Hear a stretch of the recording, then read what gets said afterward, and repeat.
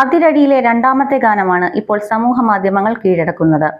പട്ടി ഷോ എന്ന് തുടങ്ങുന്ന ഗാനം ഒരു അടിച്ചുപൊളി മൂഡിലാണ് ഒരുക്കിയിരിക്കുന്നത്. ഡബ്സി, അറിവ്, സുഹൈൽ കോയ എന്നിവർ ആലപിച്ച ഗാനത്തിനായി വരികൾ എഴുതിയിരിക്കുന്നത് സുഹൈൽ കോയ, അറിവ് എന്നിവർ ചേർന്നാണ്. വിഷ്ണു വിജയ് ആണ് സംഗീതമൊരുക്കിയിരിക്കുന്നത്. ബേസിൽ ജോസഫ്, ടൊവിനോ തോമസ്, വിനീത് ശ്രീനിവാസൻ എന്നിവർ കേന്ദ്ര കഥാപാത്രങ്ങളെ അവതരിപ്പിക്കുന്ന മൾട്ടി സ്റ്റാർ ചിത്രമാണ് അതിരടി. മെയ് 14 റിലീസിനൊരുങ്ങുന്ന ചിത്രം സംവിധാനം ചെയ്യുന്നത് നവാഗതനായ അരുൺ അനിരുദ്ധനാണ്. സർവമായ ഫെയും റിയ ഷിബുവാണ് ചിത്രത്തിൽ നായികയായി എത്തുന്നത്. സംവിധായകനും ഛായാഗ്രാഹകനുമായ സമീർ താഹിറും ടൊവിനോ തോമസുമാണ് ചിത്രത്തിന്റെ കോ പ്രൊഡ്യൂസർമാർ. സാംബോയ് എന്ന് വിളിപ്പേരുള്ള ഒരു കോളേജ് വിദ്യാർത്ഥിയായാണ് ബേസിൽ ഈ ചിത്രത്തിൽ അഭിനയിക്കുന്നത്.